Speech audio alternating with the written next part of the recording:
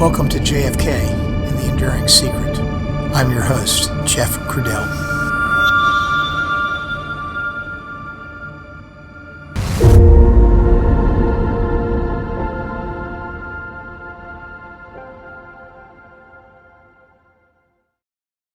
Hello, everyone, and welcome to Episode 4 of Mysteries of the Enduring Secret. The idea behind Mysteries of the Enduring Secret came from a series of topics developed and contributed by fellow researcher and friend of mine, Rick Russo.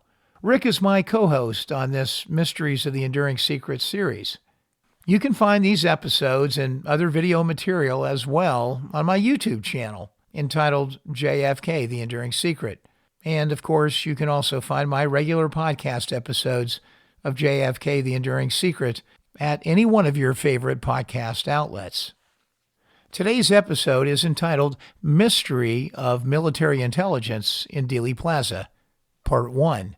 And it's Part 1 because there are several different stories we have to tell about this rather interesting topic. And today we tell the story and do an interview with Mr. Steve Osborn. Mr. Osborn testified in front of the Assassination Records Review Board, or ARRB, in Dallas, Texas on November 18, 1994, just about 31 years after the assassination. During his testimony, he discussed some rather interesting information related to the assassination. Mr. Osborn's research and investigation led him to an unnamed individual who revealed that an intelligence unit from the U.S. Army was present and on assignment in Dealey Plaza just before, during, and immediately after the assassination. This unit's specific task was to observe and videotape the presidential motorcade as it moved through Dealey Plaza. Notably, this assignment was unique to Dealey Plaza, and no similar task was given in any other Texas city during the president's visit. The unit's activities raised questions about the possible foreknowledge of the assassination by intelligence personnel. Osborne's conversations with an individual who claimed to have been near Dealey Plaza during the assassination revealed intriguing details. This individual, part of a communications group stationed at Fort Hood, Texas, described their assignment to videotape the motorcade. The camera signals were transmitted wirelessly back to a control studio housed in a semi-tractor trailer. Although Osborne initially doubted the feasibility of such equipment in 1963, his further investigation convinced him that it was technically possible. The presence of this intelligence unit adds a layer of suspicion to the events surrounding the assassination, particularly regarding the involvement of intelligence personnel.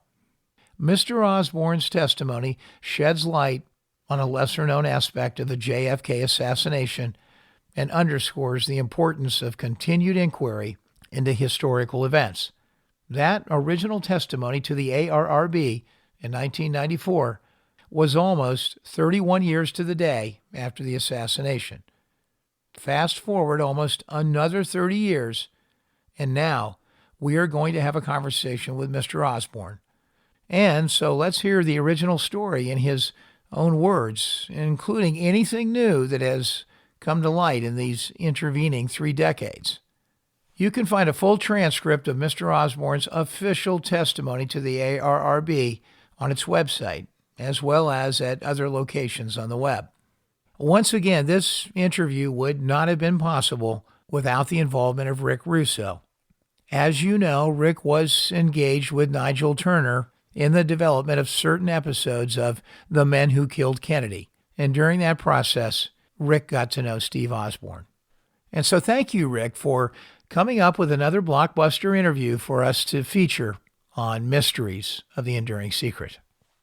If you've been listening to previous episodes, we've explained just exactly what the premise is.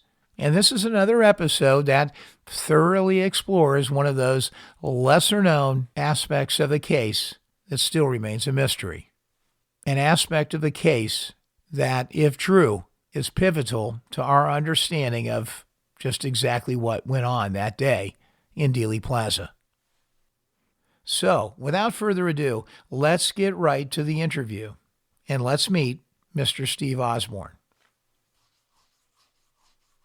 And of course, you always have to hear from Rick before we get started. And Rick is going to tell us just exactly how we have come to have this conversation with Mr. Osborn. But first, welcome, Rick, to the show, and also welcome to you, Steve. Really appreciate you being on today. Thanks, Jeff. All right, Steve, well, tell us a little bit about how we came to be here. Well, actually, I think this is going back to 1994, and the JFK Act had been passed, and the ARRB had been created, and they started out by doing a tour of various cities around the country that pertain to the Kennedy assassination in one respect or another. And the very first stop was in Dallas, Texas. Now, I wasn't down there for this gathering, if you may, of people presenting different information to the board at that time. But I did receive a transcript of all the different witnesses that came forth and what they had to say. And the one that really jumped out at me from that day was from a gentleman named Steve Osborn. And he told a story that I found to be absolutely extraordinary. And in fact, it timed very well with the fact that I was in the process of producing a brand new episode 6 of The Men Who Killed Kennedy with director, producer Nigel Turner. And I felt that Steve's story certainly deserved a segment on that program. And in fact, I had Nigel go down and visit with Steve to get the story directly from him. And before we go any further with that anecdote, I think it's probably important that Steve give us basically an overview of exactly what it was that he did present to the AARB on that day in 1994. Thank you for that introduction, Rick, and I appreciate all you've done to help bring light to all this. I've been a researcher for a number of years, and in '94, I was trying to write some legislators in the federal government, a number of them from different states, asking them to rescind orders that some people still had, not to speak of the assassination. So that kind of, to me, kind of handcuffed the ARRB in that there were assassination records they wouldn't have access to, that people knew that they could make a record of because they were forbidden. And so I was speaking about this once at a social gathering that I was at, and one gentleman who heard my story about writing this and encouraging them to get those orders rescind so that more people could, come forward. He said, I was there that day. And of course, being a researcher. Now, I've lived in Indiana most of my life, and we spent about 10 years for career purposes out of our area. And about 4 or 5 of those was in the Dallas area, which was turned out to be quite fortunate, because having been a researcher for a while, I got to interview some people that, found out some interesting things for. So as soon as this gentleman said that he was there, I'm thinking Dealey Plaza, and he was very close to the plaza. And so as I started asking him about it, it came out that he was there under orders of the Army with a complete unit.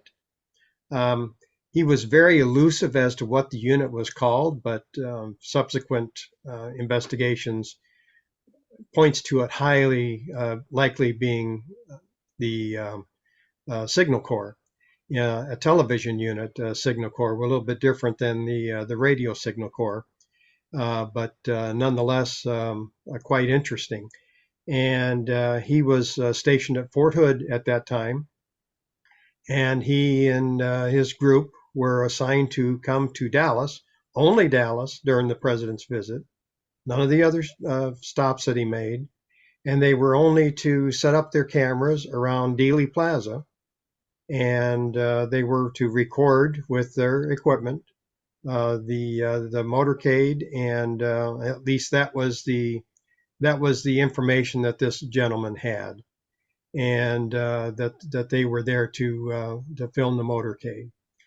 And um, so I'm getting this, getting myself off the floor, finding a person like this because I'd never heard of this before. So this was, and I've been concentrating my efforts on paramilitary methods used in the assassination. And boy, this was a humdinger of one. I've run across some others, but this was a pretty good one. In fact, when you look at the movie JFK, if this is a factual thing, that when that gentleman was told, that Army person that um, had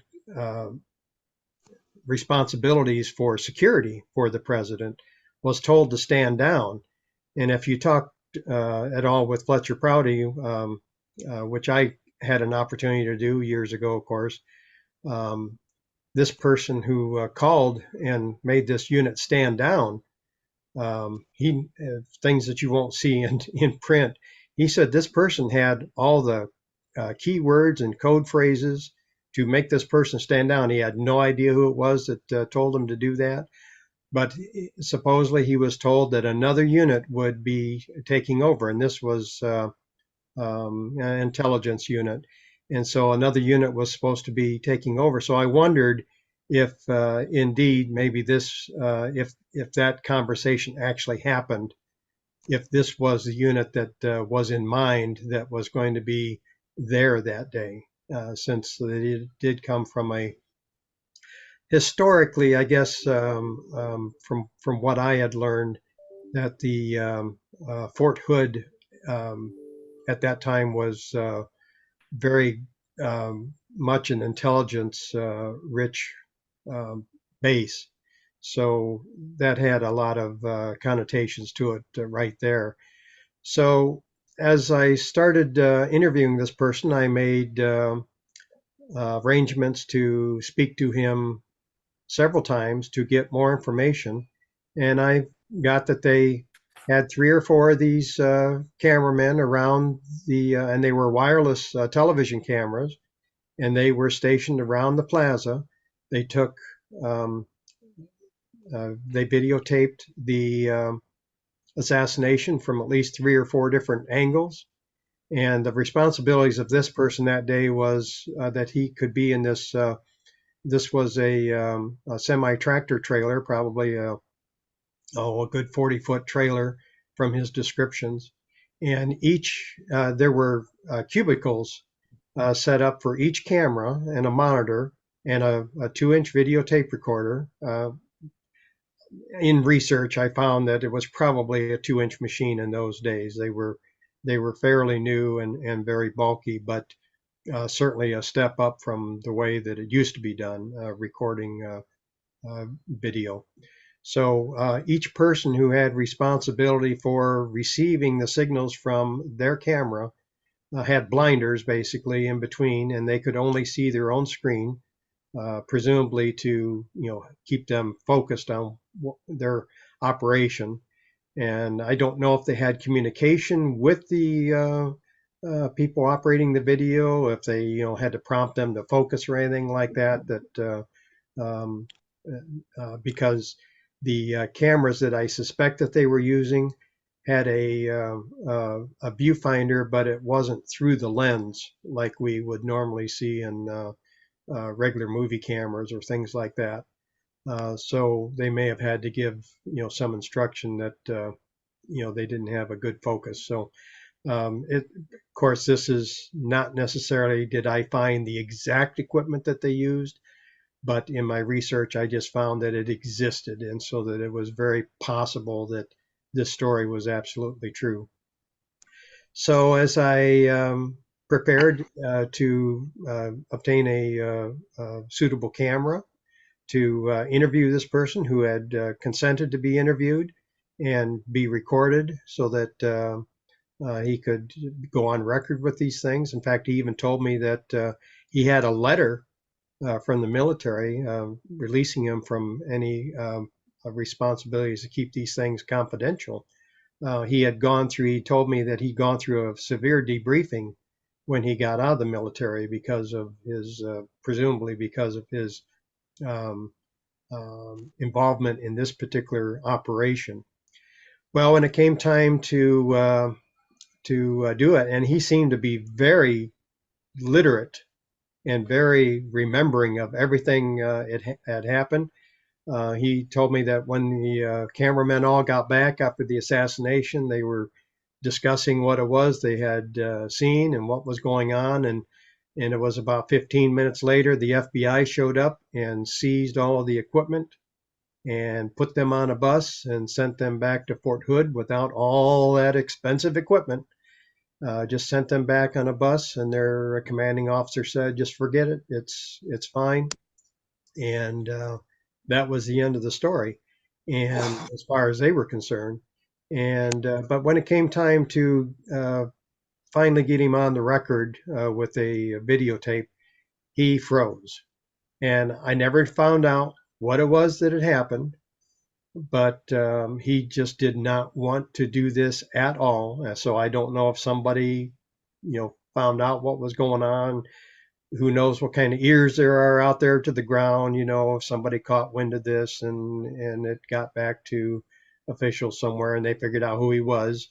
I have no idea. I just promised him that I would always uh, keep it confidential, that who he was, what he did, um, and basically that's a forever. I've not spoken to him since um, Nigel Turner and I went to near his residence, and I had a cell phone, which was still fairly new in those days, and we talked to him, tried to get him to open up, and he was quite perturbed that I had Nigel with me and didn't want anything. He said he didn't remember what he even discussed with me, what he told me. He told me, and again, I think this is an intelligence group that we're dealing with here. And he seemed to have a cover story that he had had a brain injury some years prior, and that he couldn't remember things well. Well, he seemed pretty lucid to me and recalled the smallest details to me anyway in digging through the conversations with him. And so I just accepted that and kept my promise because I'd run onto, I don't know if I'm sure you guys are familiar with who the Umbrella Man is. I got a chance to spend an hour with him, and other researchers, they couldn't get any time with him. And I found out it was because of their attitude towards him.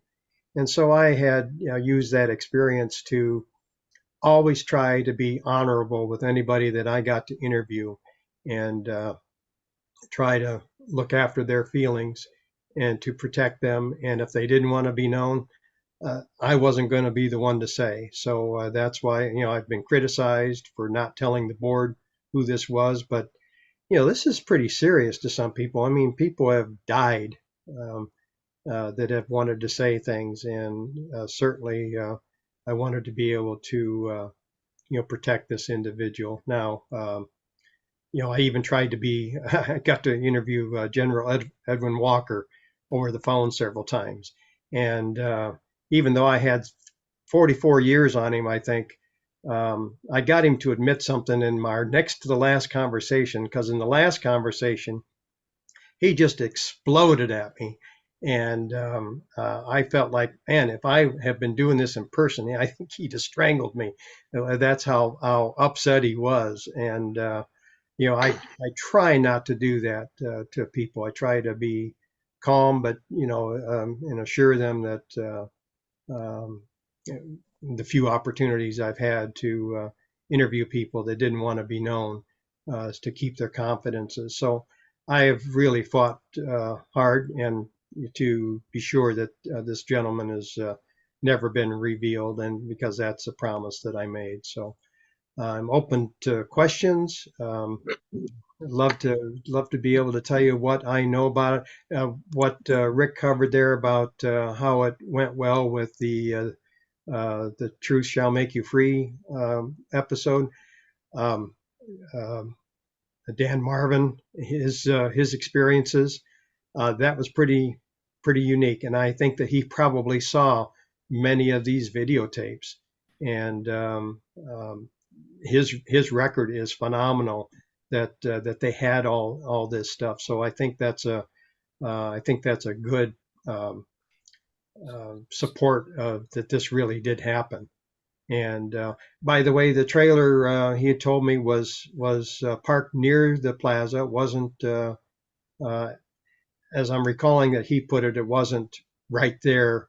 It was off a little ways, which with wireless they'd have been able to do that, but they would have had fairly extensive antennas probably on the top of this thing to pick up the signals from each of these cameras because it was 2 gigahertz, which today is the same as a lot of our Wi-Fi is 2.4 gigahertz. So, the restrictions that has, especially at low power, and um, so the technology back then was not near what it is today. So they would have had pretty extensive antennas and receivers to pick up those signals. But um, I pictured him being maybe on Pacific Avenue, somewhere off the side. Rick has found pictures of a truck that suspiciously looks like it could be something. There could have even been more than one unit there. These guys on a need to know basis wouldn't necessarily know about each other. And in one of the shots, when I posted it on my Facebook page, somebody says, "Well, I see a second person there." That's very possible because I know what, being a father and a grandfather, when I'm behind the camera, I'm focused on what it is I'm looking at, and whatever's going on around me, I'm not real familiar with. So maybe there was a spotter because there seemed to be some other reasons besides just filming the assassination itself, the motorcade. There seemed to be some other reasons there because this stuff could be played back immediately, which is probably why the FBI seized it. Um, and because they were taking pictures of people who were taking pictures. And some of these were, how in the world did they find them? Well, I think they had these immediate playback tapes to find these people. And so, I think that's one of the things that happened. So maybe we can talk about that a little bit. So Yeah, that's interested in hearing your questions. yeah, that's an incredibly interesting comment. Steve, I actually was unaware until we got into this discussion tonight that you had such extensive work in the assassination research versus just having been involved in these ones that we're talking about. We just finished up a 5-part series on the Oxford riot, and obviously touch upon Edwin Walker's involvement in that. I'd love to speak with you about that at some point. That's really an amazing aspect. The radical right element in the entire discussion is probably underwritten about and under discussed, and it's something we're about ready to get into at episode 221. So hopefully we can reserve the right to come back and talk with you about that too. Sure. A couple of things. I know Rick's probably got lots of questions, but maybe a few, and you may have mentioned this before, so I'm sorry if I'm asking a redundant question. What was the year that you actually had these conversations with the witness? This would have been right, would have been before the hearings started, which were in '94. I was just looking that up when Rick mentioned that the Dallas one was actually the second hearing on November 18th, 1994. First one was in Washington, D.C. on October 11th. And so I believe it was sometime before that, because I think it was still kind of up in the air about the law being passed to create the board. And so what I was trying to do was to convince some legislators that, hey, we need to let these people talk. And so that was sometime before the hearings. So I'm going to guess that was probably 93 or so, late 92. Do you believe, obviously 30 years after the assassination, there were many, many theories, lots of people who were tracking down suspicious circumstances that may have been part of the assassination equation. Why yours? Why did the ARRB decide to speak to you specifically about this one, and particularly in a circumstance where you were not able to reveal the source of your information? Do you think it has to do with your work in articulating things to legislators in advance, or what really prompted them to pick you? Well, I had to make a submission to request to appear at the hearing and briefly tell them what it was that I wanted to present. And so I don't think they had any idea that I wasn't going to tell them the name of the man. Um, but it's interesting. Rick and I were talking about this last week that they made me the last person before lunch break. So everybody's anxious to get to lunch, and the reporters had all gone, and the cameras shut down, and pretty much everybody walked away because my name is not known. The things that I've learned, although some of the stuff I've published on the internet are not well known. So I was not a well known person, and so I don't think that they were expecting quite what I had. And it was after the testimony that I offered to send them a follow up about where some evidence could be found about where these cameramen may have been in the plaza, because I knew that the Nix film looked like it showed one. And so I made a submission to them about that.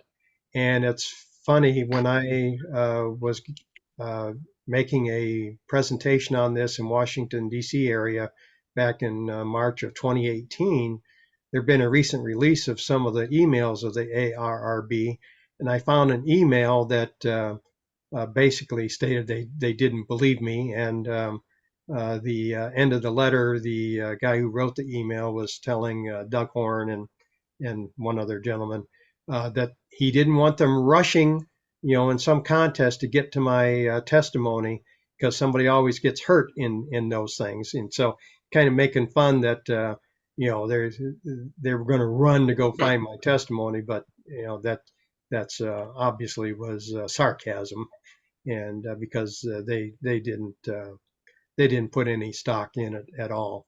But I subsequently found out, in fact, I also presented at that 2018 presentation, that there's a pretty good history of the Signal Corps using television. And I found an interesting webpage from a gentleman who had worked in the Signal Corps on television between 1952 and 1954. And the first installation of it was on Long Island, is where their group was stationed. But they had something like, and I sent you a link to a couple of the files. You'll be able to find that in there if you're interested. They had like 6 or 8 different trucks to do the same thing that this one truck did in Dealey Plaza back in 52 to 54, because the equipment was so big. They didn't have videotape recorders, so they had a film camera pointed, at a screen, in a box to shield out the light and everything. I called it a kinescope, I think. And that's how they made records. How they made a recording of what the cameras were seeing, is they did it on film. Of course, you can't play that back right away. It's got to be developed, and so once the videotape came along, that really changed things. But there's some interesting pictures that this gentleman posted. They even had an unofficial patch the very first mobile. Now, there's a difference between mobile and portable. Okay, when you're talking, 6 or 8 different semis, with power generators and transmitters and cameras, because the cameras were large in those days. It's amazing how much the technology changed just in the 8 years or so that later. So while they were mobile, they were not portable. These guys were truly portable that were in the plaza. They had self-contained camera, solid-state camera, and now I don't believe in coincidences. There's been so many coincidences that the authorities have claimed, oh, that's just a coincidence. That's just. I'm sorry, I don't buy that. But there are a couple coincidences here in my life, anyway. The when I went to look for the equipment to find out if it was available, as this man had told me, I found a company called Dage Electronics. I found this through a ham radio buddy who happened to work at a television station in the engineering department, and so he knew of these things. He said, "Yeah, the military is probably 10 years ahead of broadcast," but he said that Dage Electronics, which is in Michigan City, Indiana, which is just 10 miles from me, and that they manufactured all this equipment that was probably used. And when I went to interview one of the original owners of that company back in the early 90s, that they had sold a lot of things to the government, mostly to NASA for use in the space program, but to other things. Unfortunately, their records didn't exist at that time for them to be able to confirm whether anything was sent to the Army. So I could not get that out of him, but they did give me the availability of photographing their 1962 catalog, that they were selling these things in 1962. So everything this man told me was available. It was true technology. It was available. The government purchased a lot of it. In fact, I was just telling, again, Rick, about a week ago, that one time I was at the 6th floor museum going through their all their displays and everything, and there was a video showing of Lee Oswald being brought in to a bunch of reporters, and here between the camera that's taking shots of Oswald and Oswald himself is the back of one of these cameras. So one, it was either being used as broadcast remote pickup, which would have been fairly new use for those units for television stations that could afford it, or there was still intelligence Right people there in the area right there that in the were police department. transmitting or recording what what Oswald was saying, for use at the here's how you create a patsy. That may have been part of what Dan saw in the school, is that and here's a perfect patsy that doesn't know, has no idea what happened to him. So it was just amazing to see that, and it'll probably be gone now, but I did see that a number of years ago there. Are you aware of the status of the individual? That is this person deceased today, or? I would imagine he is. He was quite a bit older than I was at the time, but I do not know. And I have not bothered him because I promised him I wouldn't. The last time was with Nigel Turner, and he was quite upset. And I promised him I wouldn't bother him anymore or tell anybody who he was.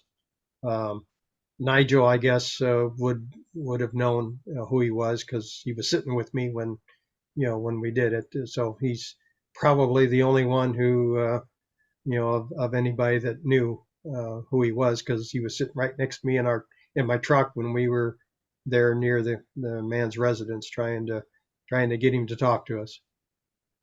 The question of the tapes, obviously, bringing it up in a public venue like that. Some of your comments to the board were that you were hopeful that they would have the means and the tools to be able to perhaps retrieve them, and that was one of the reasons why you felt you shouldn't pursue it personally prior to that.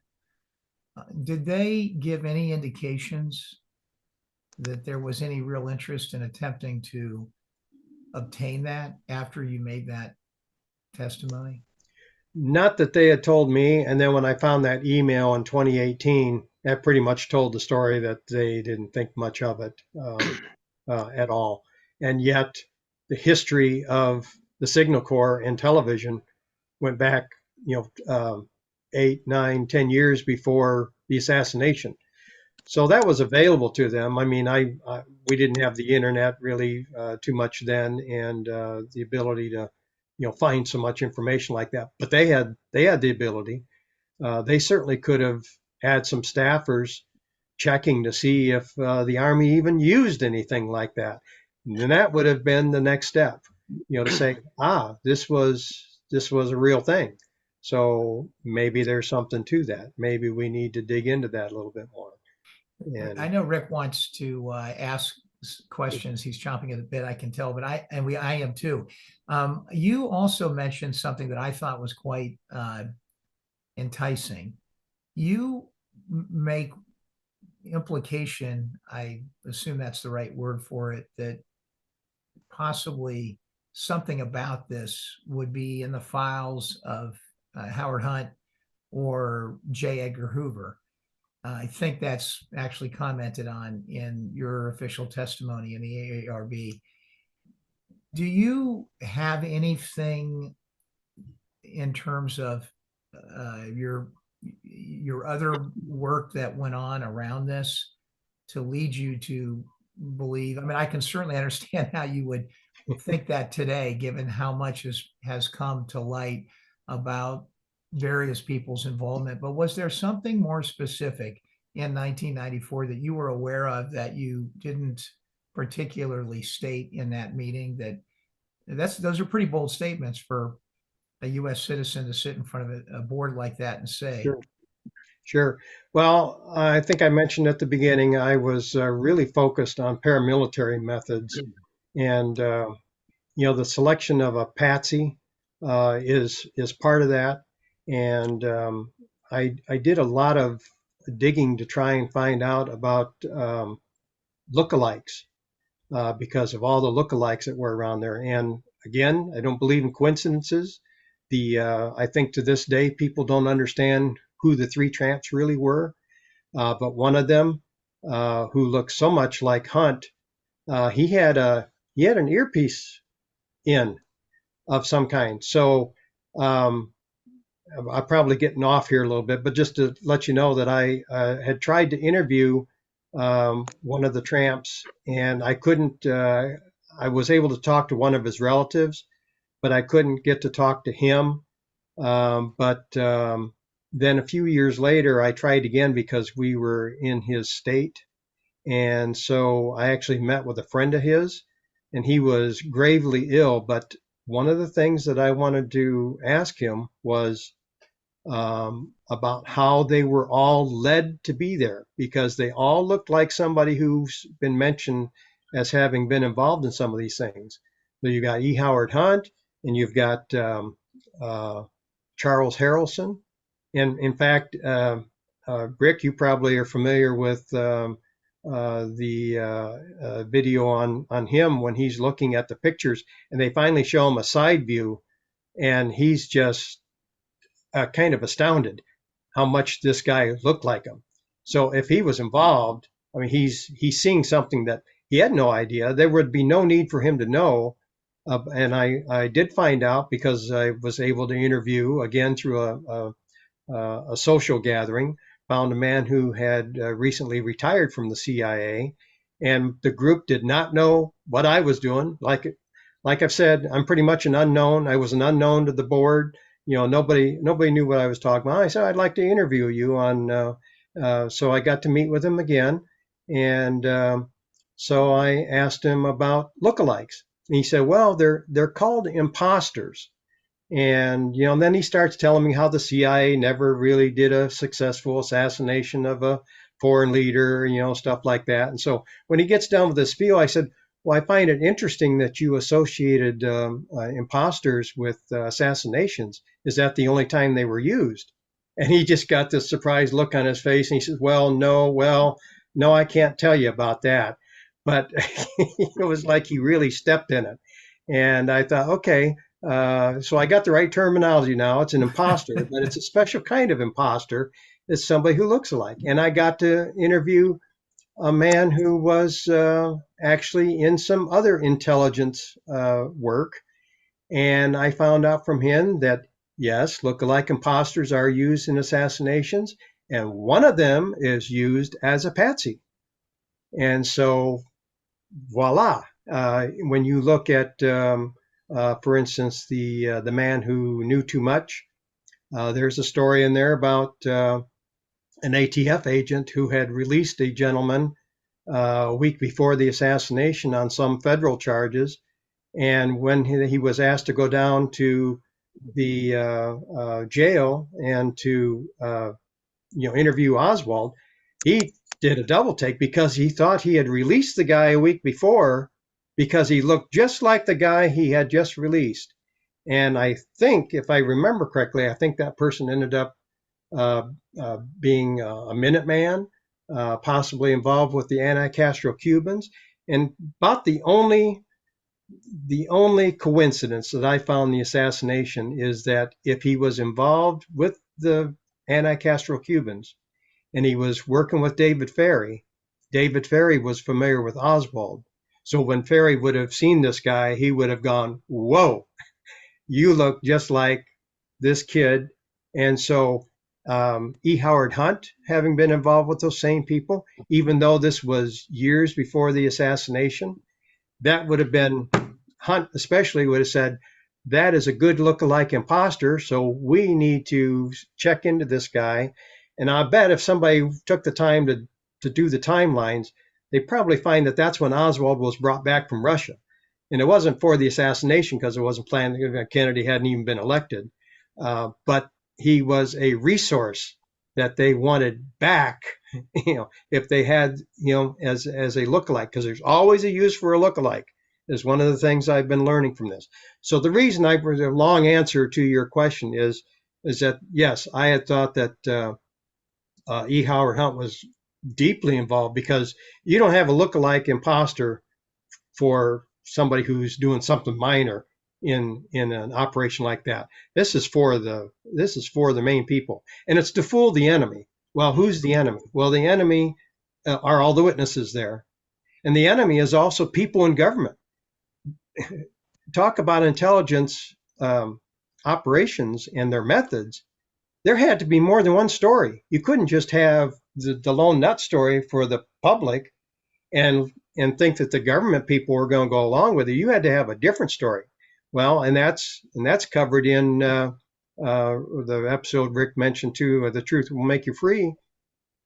The two gentlemen that found that there was all this pre-programmed stuff. If a leader was assassinated in the country and it was done by Cuba, that they would control the autopsy and things like that. People don't get that these guys are well equipped to plan things like that in advance, and that's probably what caused Robert Kennedy to accuse somebody of saying one of your men did it the night of the assassination. And he probably at some point realized that he approved a program that was used to kill his brother and to cover it all up. These guys have, in fact, that's what General Walker was so upset with me about. I got him to admit that the CIA, and he was just livid. He just didn't want to answer me. And I kept pestering him. I said, but the CIA, they really can do anything they want. The intelligence agencies can do anything they want.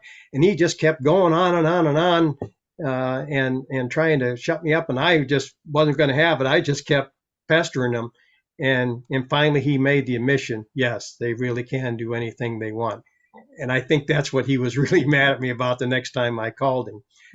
He made that admission. So these guys can do anything that is physically possible. And if they don't have a way now, they might have in 3-5 years or whatever. They research these things, and And that's what they do. I mean, in the days when I used to support my government, which long ago, um, you would expect the CIA to not be made known. We wouldn't want anybody to know that we had something to do with, something that happened in their country to take out a bad guy or something.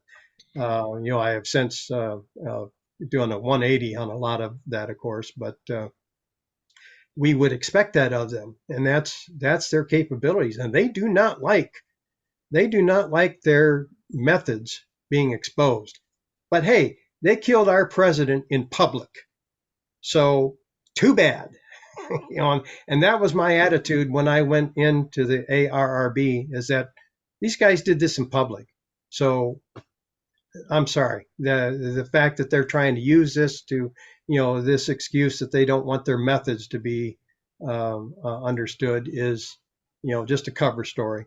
And so that's why I did what I did. I'm sorry, that's a long answer to your question. No, it's a good one, and it explains also some of the higher level comments that you made publicly on the record as you spoke to the ARRB, and I think that's helpful. You really were the citizen soldier up there in that seat at that moment, telling the board, articulating what the rest of the public was thinking. I think that was a great thing for sure.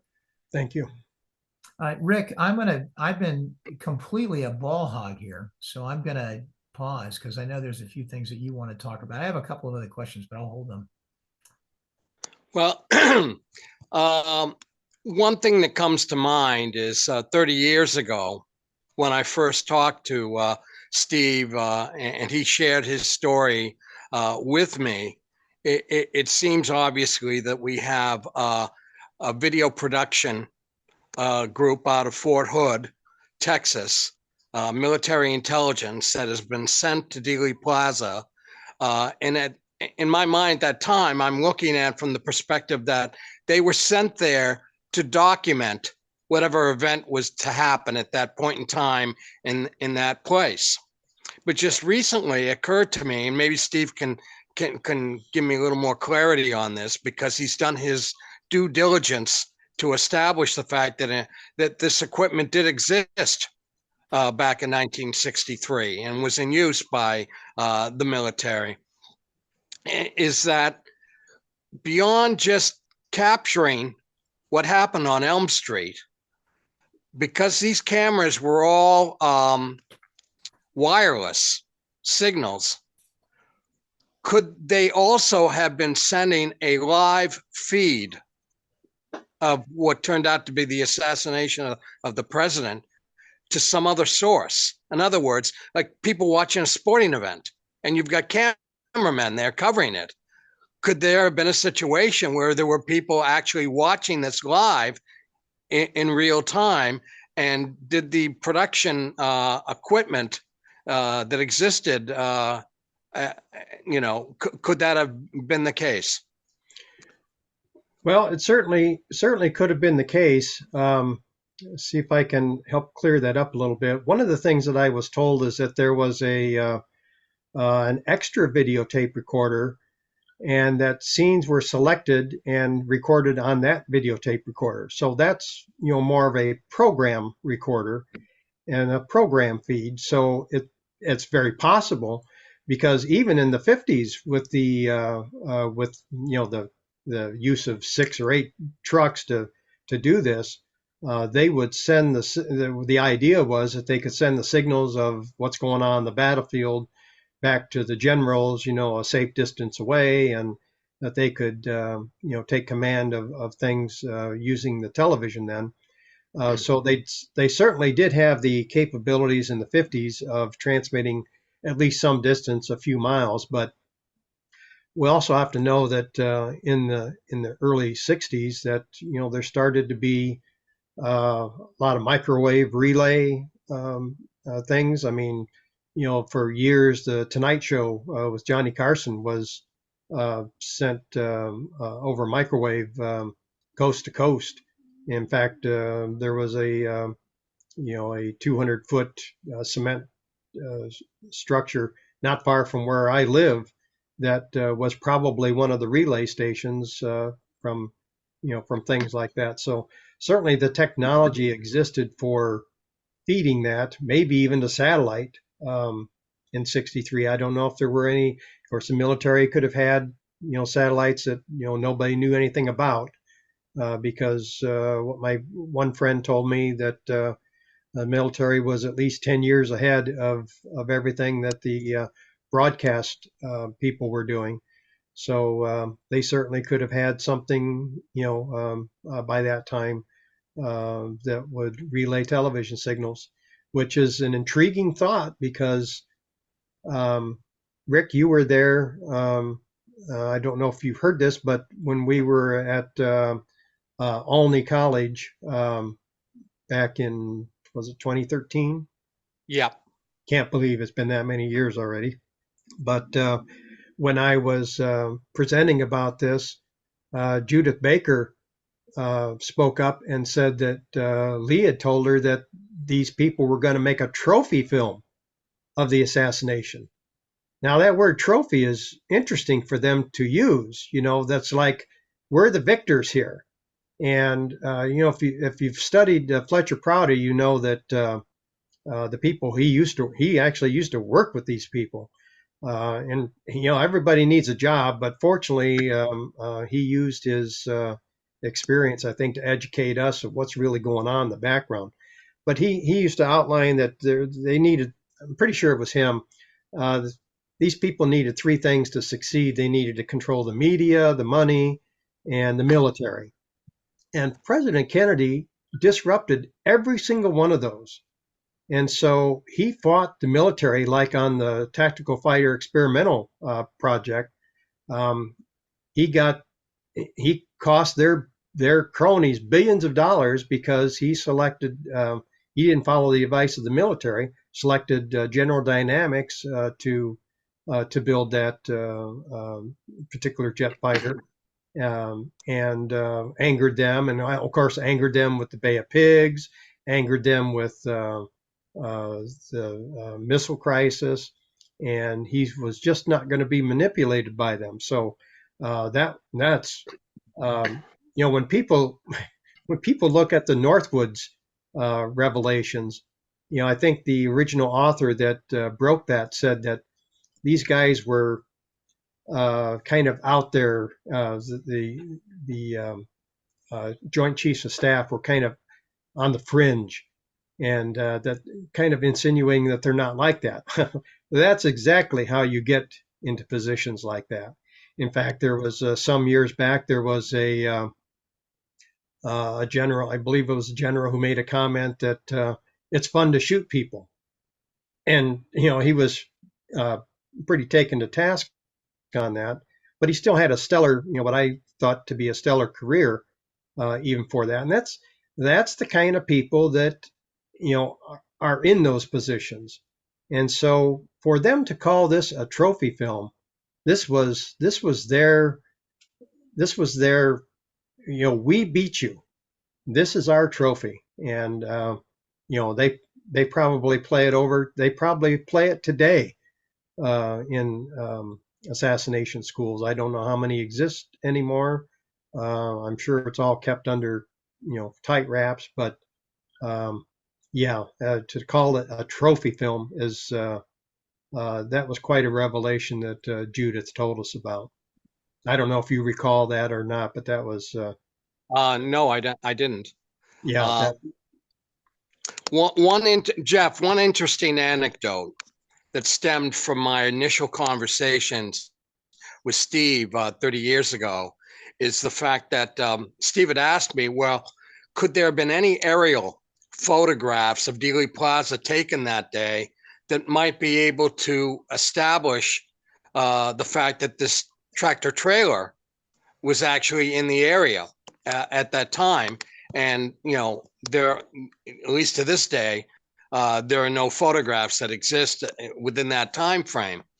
But now we go 3 years later, and I'm in Dallas for the yearly November conference. And I think it was an anniversary, the 35th anniversary, which is one of the reasons I think why I was there. and I'm walking into the lobby of the hotel that I'm staying at, and I run into Jack White. Now, I don't know if many people listening to this knew who Jack White was, but he was an extraordinary collector of photographs pertaining to the assassination, as well as a terrific analyst and seeing certain things in photographs that most other people didn't. And I run into Jack, and he's all excited, and he gives me a copy of what was a color photographic insert for a new book that had come out called Murder in Dealey Plaza that had been edited by Jim Fetzer. And what Jack did was provide this a photographic insert for the book showing different anomalies pertaining to the Zapruder film. Now, what Jack had noticed is the fact that, and somehow or other, Jack came across a photograph taken by a gentleman named Jim Towner, who was standing at the corner of Elm and Houston Street as the limousine turned onto Elm. And he took a photograph, and sure enough, in the background is a tractor trailer truck. Now, Steve and I had always been wondering, is there going to be any kind of corroboration for the story that gentleman had told him? And now we have an image of a tractor trailer that's parked right there in the vicinity of Elm Street. But what really struck me, and this was the point of what Jack was trying to do in this book, is he pointed out that the particular frames in the early part of the Zapruder film, which would show the tractor trailer parked in that area, which is clearly seen in this photograph by Jim Towner, has been retouched out of the Zapruder frames. Now, why would someone do that unless they felt this is something serious that they don't want people to know about? And beyond the Zapruder retouching, it turns out that Jim Towner's daughter was standing right next to him filming with an 8mm camera. At the same moment, the limousine is turning on Elm Street. And if you see that part of the film today, the whole background of those frames has been blackened in to hide the even existence of such a tractor trailer. So the fact that somebody is retouching photographic images to hide the existence of this truck, and whether or not it's the exact truck, as Steve has mentioned, that could have been the production truck for the cameras or something else. Obviously, somebody's trying to hide the reality of the presence of that vehicle. And to me, at least at that time, it was corroboration for the story that had been told to Steve. You know, the whole thing is really pretty extraordinary. One thing, Steve, along those lines, in terms of, these are, in 1960, they were smaller than they were in 1952, but they still weren't tiny like they are today. They're not the size of an iPhone.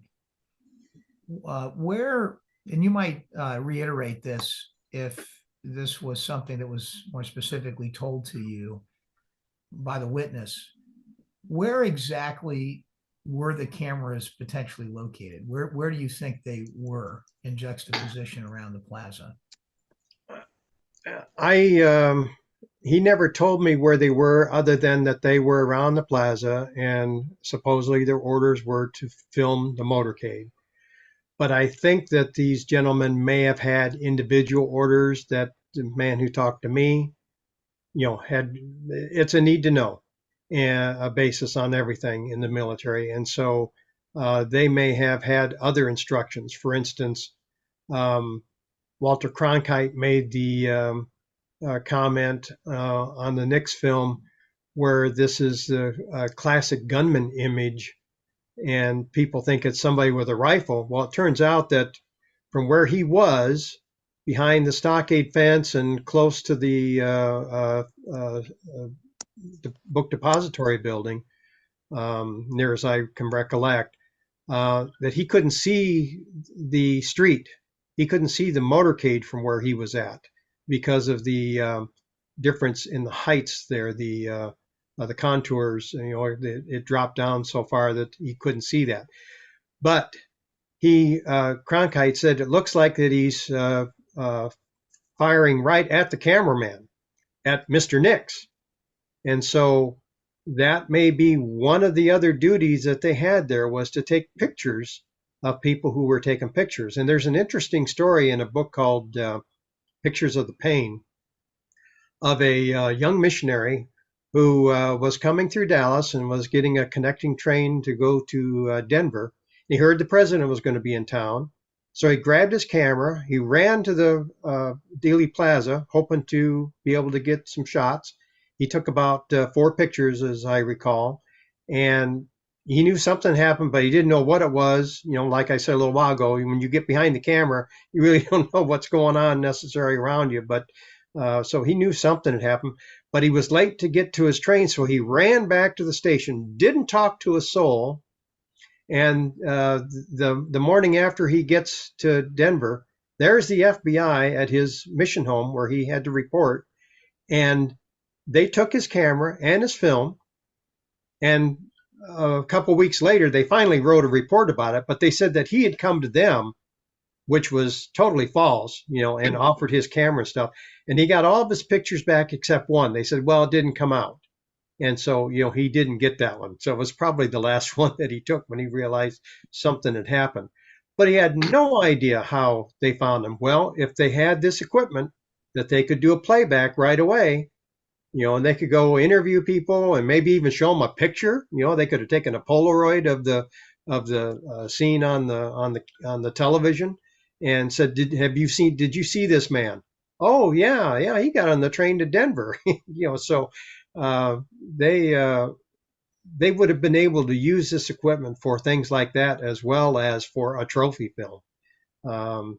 And plus, when you look at the Nix film a little bit later on, the Nix film was studied, and the classic gunman image was studied, but they only studied, or at least publicly told us that they studied just that image. And they said, well, it can't be a man because there's no flesh tones, and the thing that's behind him appears to be attached to the object itself. Well, that's describing the camera being up to the face, because it had it had a viewfinder on it, and this thing that's on his back is a 2 gigahertz transmitter, and it's attached to his back. But if you look at a little bit later frames of the Nix film, he's now standing up and he's pointing his camera that looks like he's pointing it towards the back of the stockade fence. Now, remember the deaf mute? Help me with his name, Rick. I'm terrible with names. Ed Hoffman. Okay, said about all the activity behind the fence. This was probably part of the operation of the breakdown of the rifle and stuff, and he may have been videotaping that. In fact, it looks like he's doing this to his hair with one hand, you know, holding the camera with the other, like he's sweating because something major just happened, because they probably didn't have any idea what was going to happen. And it looks like he's reacting, and it looks like he's rubbing himself a couple times in the head from my viewpoint of it anyway. But you know, maybe it wasn't that, but you know, these guys had to be shocked, but they were soldiers. They still did what they were supposed to do. And, you know, it would have been interesting to hear their 15-minute conversation before the FBI came and took all that stuff. It would have really been interesting to know exactly what was said. So maybe Jeff and Rick, maybe you'll get a call from somebody saying, hey, I heard that episode you have with Mr. Osborne. I was there. So I hope that you get some sort of response like that. Well, it's funny that you mentioned that, because the very first one we did was on Michael Groves.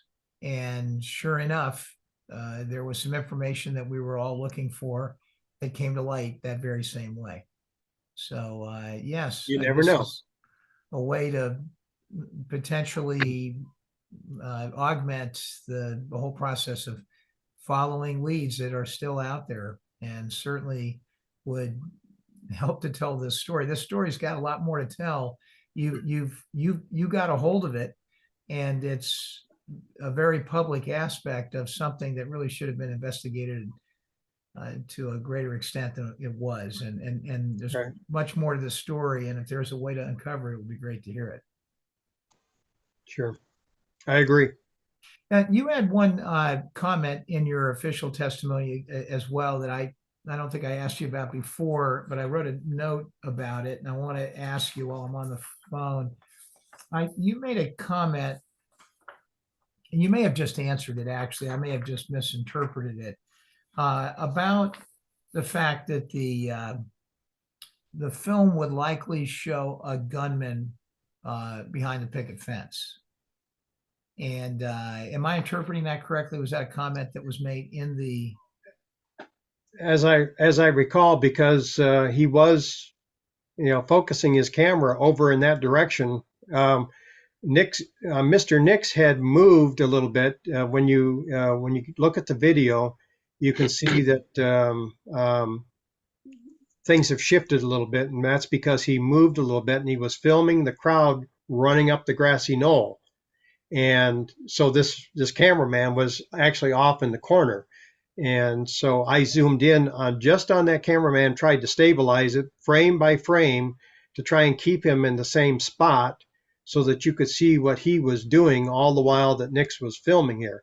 And there at the end, when the people are running up to the fence, it looks like he's filming either the crowd or what's been going on behind the fence. And so that's probably one of the things that he was doing. Now, it's also interesting that, and I'm sorry I never was able to get a hold of this man. He had some researcher somewhere in Texas, an much older gentleman, had done some sort of photographic work, and supposedly from Zapruder's film had been able to pick out the shape of a head of a person who had you could see the rifle with a big scope on it kind of laying off to the side. And he's got what looks like a model 1911 U.S. Army 45 handgun that looks like he's protecting the nest. And he looks just like one of the tramps.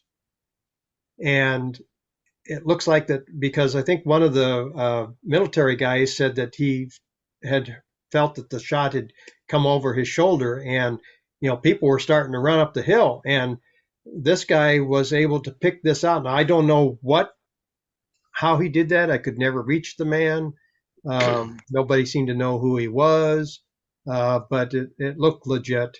And so and I recognized the gun right away because I've been around guns for years, and it was looked like a 1911 U.S. Army, which is preferred by a lot of military people, or some model there, similar to that. But it looked like he was protecting the nest. His responsibility with the rifle was over. His job right at that time was protecting the nest. So this cameraman may have caught all that because that would all be of interest in this assassination school.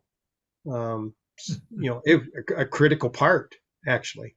So it'd be very interesting to see what's on those tapes.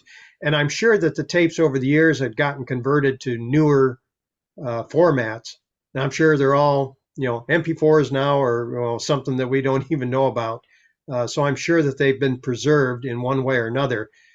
Because finding a machine to actually bring those out, short of maybe the FBI might have some, would probably be just about impossible. But I'll bet that all those videos probably exist in one form or another, because they're not going to let that go away. They consider that an excellent training tool, which I don't like the words coming out of my mouth saying that. So I hope you understand that, I'm speaking as what they would, their trophy film is a training, very good training tool. Yeah, it's a sad commentary on a few, we hope. Well, I have to, if you have a youthful audience, which I hope there's, the research community is aging. And I want the young people to know that, when this happened, this was a big mistake, because the researchers came out of the woodwork. We just didn't believe this stuff. I mean, I was only 9 years old when it actually happened.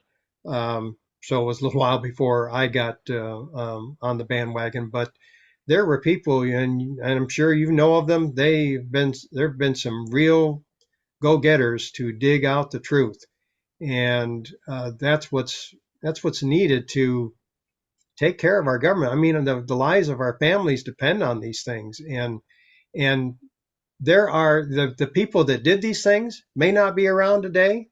They're not, but their successors in interest are, because there's a lot of people that still have control, that still, that have the same morals as these other people, and they're the the battlefield hasn't changed much, except like you mentioned in the technologies but the people that are pulling the strings, they're still there. There's successors and interest, and the benefits of all those things have inured to them.